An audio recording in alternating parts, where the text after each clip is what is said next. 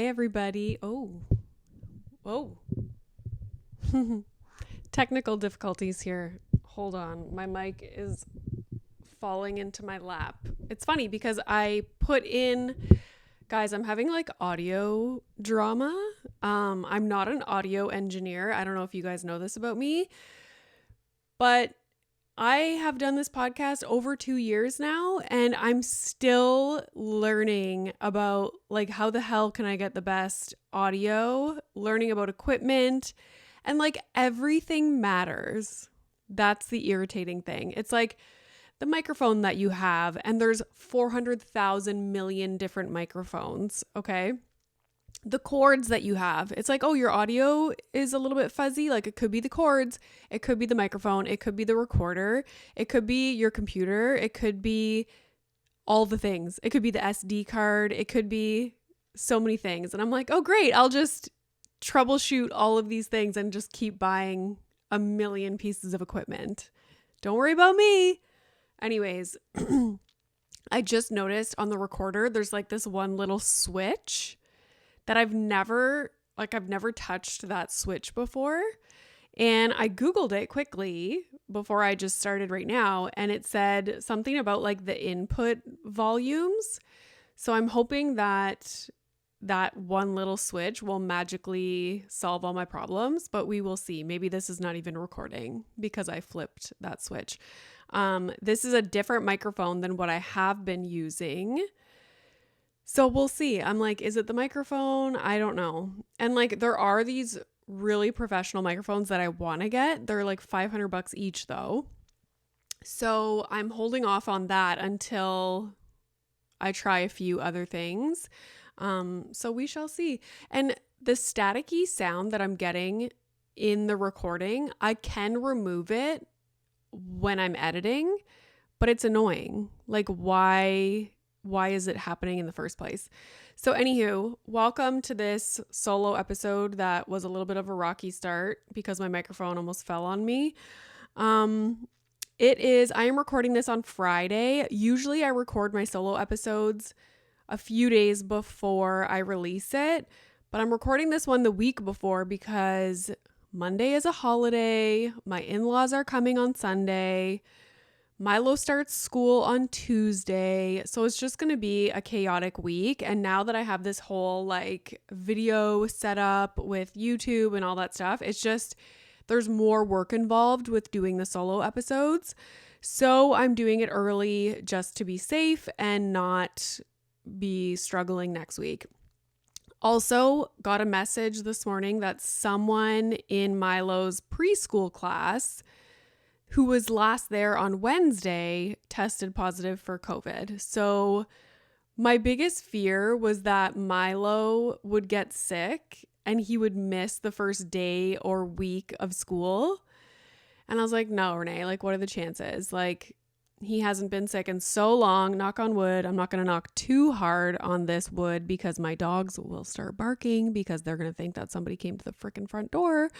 But anyways, I was like, no, it's not going to happen. And then I just got that message this morning and I'm like, oh my God, it might happen. So now I'm mentally preparing myself for that to potentially happen because obviously I'm like thinking worst case scenario, like all the kids are going to be new. It's like all a new experience for them, but they're going to have like a week together getting used to everything. And then he's going to be like the new kid showing up, you know?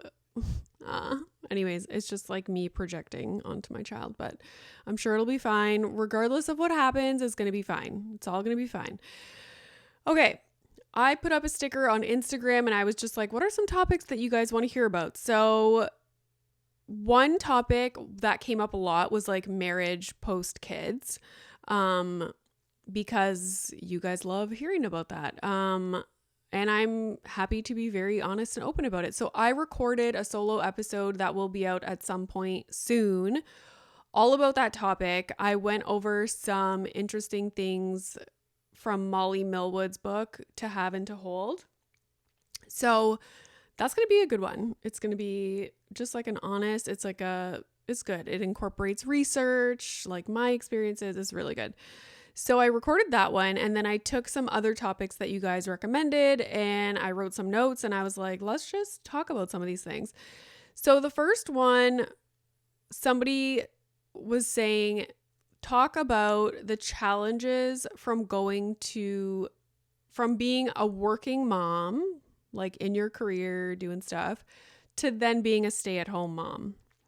And I was like, okay, I've never really been like a working mom because I was in school when I was pregnant with Milo, which is basically like when you're in your PhD, it is basically like you're working, but you're working very independently. So it's not like you have a job that you're going to, but it's similar in the sense that like I was really busy, like had lots of things going on and was very like goal oriented and like focused and whatever. So working mom to stay at home mom challenges. And I do have a mom chat episode. If you go back to like, I think it was the last mom chats. One of the interviews I did with someone was about that topic, because she is dealing with the same thing, like being very career focused, like working mom, and then doing the maternity leaves, is a challenge for her. So I relate. And I always say, like, is it harder? Is it more of a difficult transition for people or women, moms, to have a child later in life? And here's why. I feel like when you have a child later in life, and that is becoming the norm, more and more people are having kids now in their 30s. I had Milo when I was 34. Is it a bigger transition because we have already lived so much of our adult life not having children? And so you become accustomed to and used to being very independent and, you know, focusing on other stuff. And like my mom had 3 kids before she was 25, I think. Okay. She's probably listening to this and she's either going to be like, yep, that's right, or no, that's wrong. But anyways, something along those lines. And if I think back in my life, like when I was 25, it blows my mind. Like the difference, like 2 lives can be, like the different, oh my God, I can't talk, guys. Like how different a life would be having children younger, like in your early 20s versus mid 30s. And it's like, is it a bigger, like a more difficult transition because you're so used to living your adult life without having children? That's my thoughts anyways. But obviously I have not experienced the alternative of having children in your early 20s. But I imagine it's like, you don't know that much of an adult life without having children and without being in the routine and lifestyle of having kids. So I don't know. So that's for me why I think it was such a difficult transition. Also just like my personality type and how I like to spend my days, like very focused, very like, I don't know. It's weird. And I remember it made me think back to the episode I did with Casey Davis not too long ago. And she was talking about how like people get a dopamine hit when they complete certain activities. So like for me, when I finish this episode and it's like uploaded and edited and I have all my stuff ready to go, like I'm like, woo, like this is what I love doing. Like I get massive dopamine hits from doing this kind of stuff. Childcare tasks, not so much of a dopamine hit. And so my question to her, which she does not have the answer obviously, but was like, do people get dopamine hits doing different things, completing different tasks? So you always hear about people who are absolutely obsessed with like motherhood and childcare and, you know, are happy to stay home with kids and like raise children and they love that. And maybe they get dopamine from, guys, do I need to do this research experiment? Like, do you think some kind of agency will fund this research study? But maybe they get dopamine, like they are super fulfilled from that. So I think if you are not that way and you do get, such joy out of like being career focused and doing things that are outside of childcare, then I think when you transition to a stay-at-home mom role, it is a big like, fuck, I don't know how else to put it. It's like you're not fulfilled anymore. And then you feel like shit for not being fulfilled because society tells us that motherhood is the best thing that's ever going to happen to you and you should be fulfilled. So, which I don't think is true. Like, I just don't. I think you can be an amazing mom that does not feel fulfilled from solely being a mom and doing mostly childcare related things, like domestic things. I don't think those two things are like, they can't go together. I'm trying to think of the word, but I can't. Like, you can be a good mom and not be fulfilled from motherhood, if that makes sense. So yeah, maternity leave, I was not so fulfilled. I was very excited for Milo to start daycare and for me to get back on like a routine and start working on things that I wanted to work on. And yeah, so I can relate to that challenge. I also think babies, for me, so don't like come at me, like don't attack me, taking care of kids to me is very boring, like very understimulating. And it's weird because you are insanely busy physically, emotionally, you're exhausted. Like, it's nonstop, but it's mundane and it's not stimulating for me. And I think for many others. So yeah, if you feel that way, don't feel bad about it. Like, it's freaking hard. And I know society is like, oh, you should be so lucky to be able to stay at home with your kids. And that's another thing. Some people wish they could stay home with their kids, but they have to work for whatever reason, like financial reasons. And some people have to stay at home with their kids for whatever reason and wish they could be in the workplace or doing, creative things and not childcare. So there's all different kinds of scenarios. So yeah, I hate when, you talk about things like this and people are like, I wish I could stay home. Like, okay, like, yeah, that's you. Like, not everybody feels the same way as you, and vice versa. So anyhow, if you're the person that sent that in, I feel ya. And, if working again is something that you hope to do, then I hope that you get to do that. So next topic is my 5 to 10 year goal. Okay. This is a funny question because I'm the most delusional person you'll ever meet. But I'm like quietly delusional. I'm not like, very like verbal about it and like showy and, I'm just like very like in my head, and like my husband knows that I'm delusional. The other day cause the podcast is just like growing and growing and it's great. And so the other day my husband and I were I was looking up and just telling my husband about Joe Rogan's like downloads and analytics. It's insane. It's like 11 million downloads per episode, like unreal. So anyways, I've never listened to his podcast, by the way, but very popular. And so my podcast is doing really well and it's growing every single week. It's like growing. And my husband's like, when can I retire? And I'm like, that's like my goal. Like, I would love this podcast to just blow up, like get some like massive like deal from somewhere, and my husband can retire. Like how cool would that be? Like we started our relationship with me being in school, and he's obviously a full-time surgeon, like works like crazy, on call all the time. How cool would it be to be like, you can retire, sweetie. Like, I got this. Don't worry. And just like continue doing my podcast. And then we get like a house in Hollywood, because I feel like that's where you go when, you know, things blow up.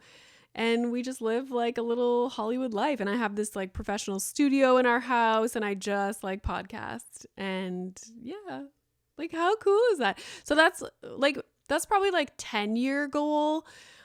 Joe Rogan started his podcast in 2011, which blows my mind. I don't even think I knew there was a podcast in 2011. I was still doing my master's degree. And then I think about like, I think a lot of people, when you're like, I'm 37, and I think some people are like, oh, I can't start anything. Like I'm already 37, or like I'm almost 40. And I'm like, no, that's so not true. Because if you think about it, I started this podcast when I was, it was 2020. So I was 35. So if I do this podcast for 10 years, that means I'm 45. And like Dax Shepard is 47, I think. And look at Dax Shepard. Like he loves doing his podcast, living his best life. It's like one of the most popular podcasts in the world. So like you just keep doing it. You just start and then you keep doing it. And I remember thinking about that with my PhD as well. I was like, oh, like a PhD, like I guess it's going to take me like 5-6 years to finish it. And it's like the time is going to pass anyways. So do you want to spend that time that's going to pass doing what you love doing and like building something? Or you can be in this mindset that like, oh, I'm too old to, you know, start something new. Like it's not going to go anywhere. And it's like, you don't know that. Time is going to pass anyways. Like, look, the show is growing now. I've been doing it for 2 years, and I'm just going to keep doing it. And I keep like, you know, trying to improve stuff like audio, video content, blah, blah, blah. So yeah, 5 to 10 year goal. Hopefully in 10 years, my husband can retire, or at least like work part-time, you know, like work here and there. So that's my goal, is just the podcast. And I know I do lots of social media stuff as well. I used to do more, and I had to decide at one point, because it was too much and I was not doing social media very well, and I was not as focused on the podcast as I wanted to be. And I had to decide, like, okay, you need to choose something. Are you going to focus all your attention on making TikToks and creating that kind of content? Or do you want to focus on the podcast? Because you can't do both shitty. You know what I'm saying? So I chose the podcast. I put a lot of money into the podcast. That is my focus. So now I don't feel bad not being as active on social media and not like growing on social media. So it has paid off, obviously, because the podcast is growing. It's doing really well. So I'm just going to keep doing what I'm doing. And yeah, hopefully my husband can retire soon. So that's that on that. Okay, somebody asked me to chat about the morning chaos. And I just want to say, every time I have a stressful morning with Milo, and again, he's starting school next week. So every time I had a stressful morning with Milo, I would think to myself, oh my God, imagine how much more stressful this would be if I had a job, like an office, like 9 to 5, where I actually had to show up somewhere on time. And like he won't get dressed. He won't put on his shoes. He won't, you know what I mean? So much more stressful. And now that so like I obviously work for myself, I work from home, so my schedule's very flexible. So I never had that added stressor. Now that he's starting school next week, I will have that stressor because school starts at a certain time. Like daycare, preschool, you just fucking show up whenever you want.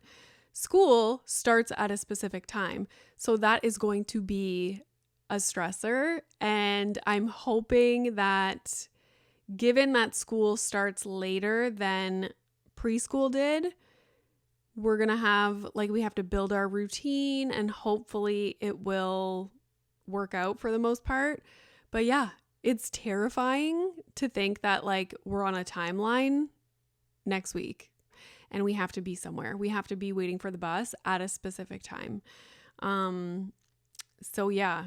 And I had a podcast a while back with Mr. Chaz about gentle parenting being privileged parenting. And one of the points I brought up was like, it's very easy to practice gentle parenting and be very like patient and like keep your shit together when you don't have to be somewhere on time. And I remember thinking many mornings when Milo was being spicy and I was able to be super patient and like wait it out and, you know, and I remember thinking families that are not in this situation and they have to be somewhere on time, much harder to be super gentle and patient and like, okay, sweetie. So I feel for people who have a strict schedule in the morning and want to practice gentle parenting. Let me tell you that. And no, that does not mean like, oh, okay, you want us to beat our children in the morning because we have a schedule? Like, no. Okay? That's not what I'm saying. I'm just saying you might not be able to react in the best way possible, ideally how you would like to react because you're fucking stressed out about a timeline and being somewhere on time. That's all I'm saying. Okay. Somebody, what's my time here? 22 minutes. Somebody asked me about my experience with quitting because I had a story the other day. Let me take a drink. I had a story the other day about quitting because we signed Milo up for soccer. He was not a fan. He always wanted to go, but okay, so this is how toddler soccer worked, okay? It's an hour long. Even that, like that's pretty long. So the first half hour was little drills and activities with your team. And then the second half hour was a game against another toddler team. And let me tell you, there are some fucking like phenom toddler soccer players. Unbelievable. And so every time we would play this one team, I was just like, oh my God, like we're playing the fucking like, what's his name? Ronaldo here. Just like every time he touches the ball, boom, at the end of the field, scores a goal. He touches the ball, boom, at the like nonstop. I was shocked. Anyways, Milo, for the first few times we went to soccer, would kind of like join in on the little activities or like the soccer drills that he was doing with his team. Like we had to go up on the field with him and like a lot of the parents did but like he wasn't that into it. He would do it a few times and then he would constantly just be running back to us on the side of the field if one of us wasn't up there with him. And then as the soccer season went on, it just kind of got worse and worse. Like he was less interested. But it was never a thing where like he didn't want to go to soccer. That was never a thing. Because I remember being younger and like not wanting to go to figure skating. Guys, I used to figure skate. And I was fucking good too. And I used to do precision figure skating, which is like when you're a team. And you like do like skating things. Like it's kind of like synchronized swimming, but it's skating with like a team. It's crazy. I'm gonna YouTube some what's it called? Figure skating. What's it called? Like the team figure skating. I'm gonna YouTube it and share a video. It's pretty cool. Anyways, that's what I used to do. And then I was really good and I would skate with kids or girls that were older than me. And then they wanted me to go solo to do like competitions, kind of like you see on the Olympics, like you do your little like solo fucking skate routine. They wanted me to do that. And I was like, oh shit, no. Like I could not imagine skating in an arena full of people by myself. Like, no. And so anyways, I quit skating. But I remember like being devastated and not wanting to go to skating lessons. And Milo, that was never a thing. Like he wanted to go to soccer. He just spent most of the time sitting on our lap. And so it started this conversation on my Instagram stories about quitting. And I was like, made the point that one of the things that I think about often that my parents did for me was never make me feel like I couldn't leave something that was not making me happy anymore, or that quitting something to focus on something else. Never. So I quit basketball in grade 11 because I solely wanted to focus on volleyball, and that they were totally fine with. So in high school, it was like girls volleyball, boys basketball, and then the next semester was boys basketball, girls volleyball, or vice versa, whatever. So instead, what I did was I quit basketball and practiced with the guys volleyball team for the season that I was not playing volleyball. And then I played volleyball all summer as well on like competitive teams. So there was that, quit basketball. I quit French class. I fucking hated French class. And where we live, you take French up until grade 9, and then you have the option to continue to take it throughout high school or not. And I was like, fuck no. As soon as I finished grade 9 French, never wanted to take it again.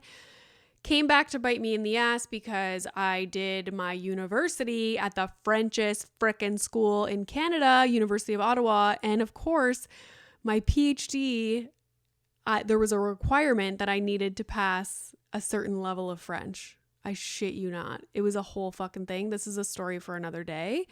I had to get like the ombuds person, which is like the school like lawyer kind of person. It was a whole thing. Anyways, over 0.5%. Okay. So I could graduate with my PhD in psychology. Oh my God.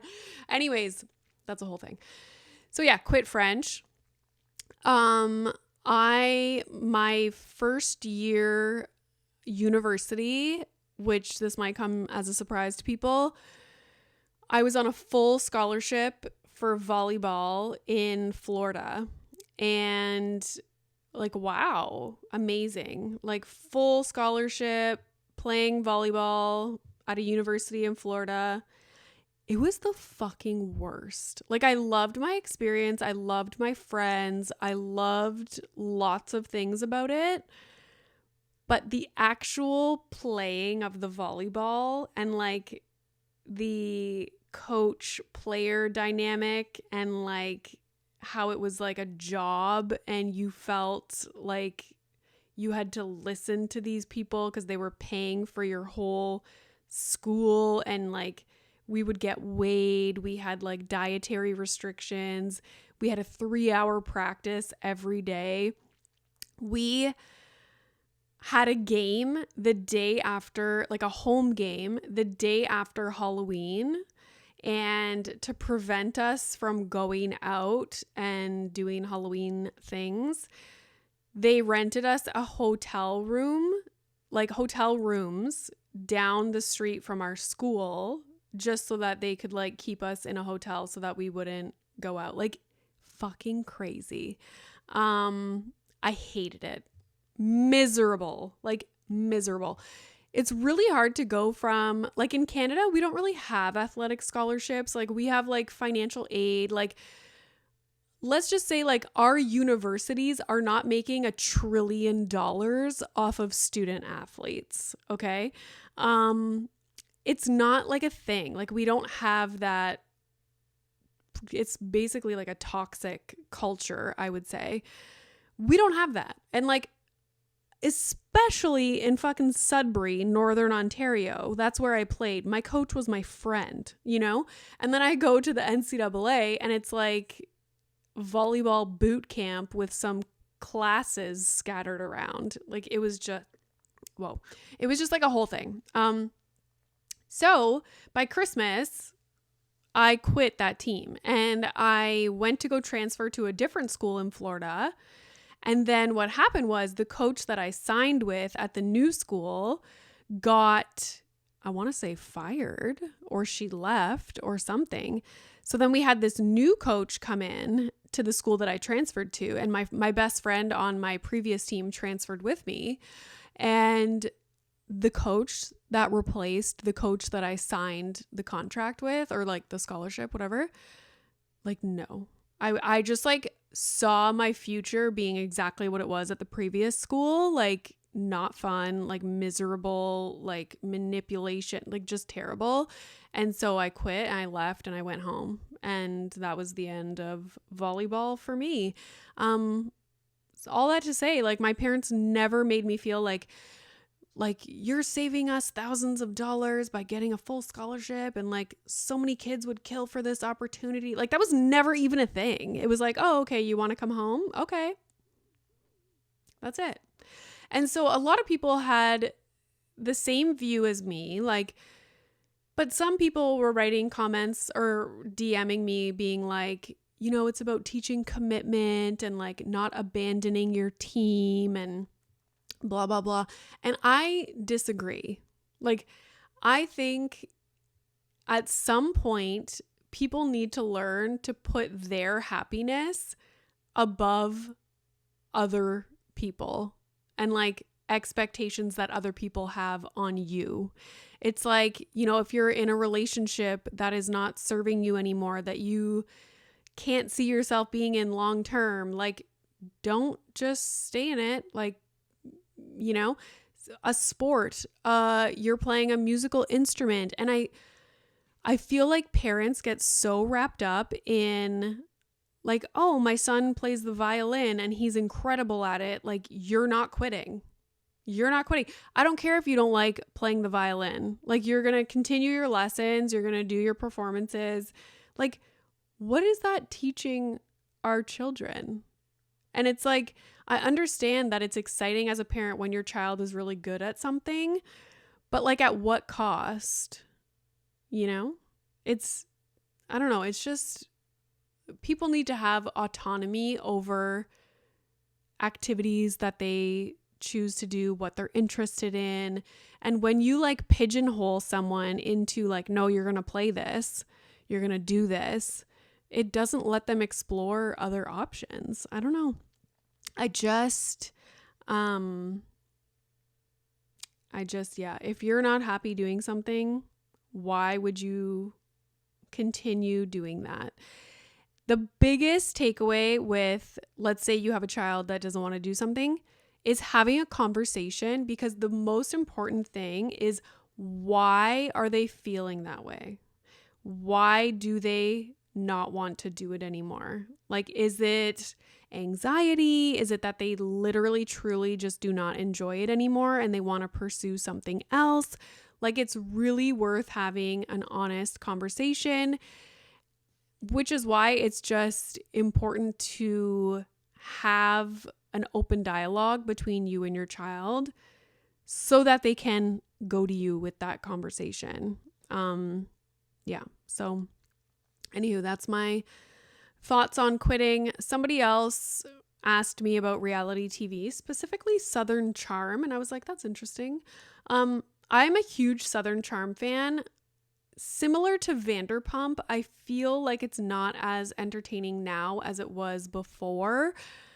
I feel like once reality TV stars get, like, they have other things going on, and like there's not as genuine or like honest relationship stuff happening. They do a lot of stuff just for the show. I don't know. It's okay. I'm watching it. I like it. I love Craig and Paige. Like, do a separate show, like do a spinoff of just like Craig and Paige's relationship, or, Yeah, I don't know. It's kind of same with Summer House. Like it's just, I feel like some of the shows have just kind of run their course. My go-to right now is Below Deck. Love Below Deck. The only downside to Below Deck is that every season, like it does not build upon the previous season. It can be like all new cast members, which keeps it really interesting and entertaining because you have new people just like being honest and totally themselves because they're not celebrities or like famous. So it is really good, but you don't have like the continual like cast season to season.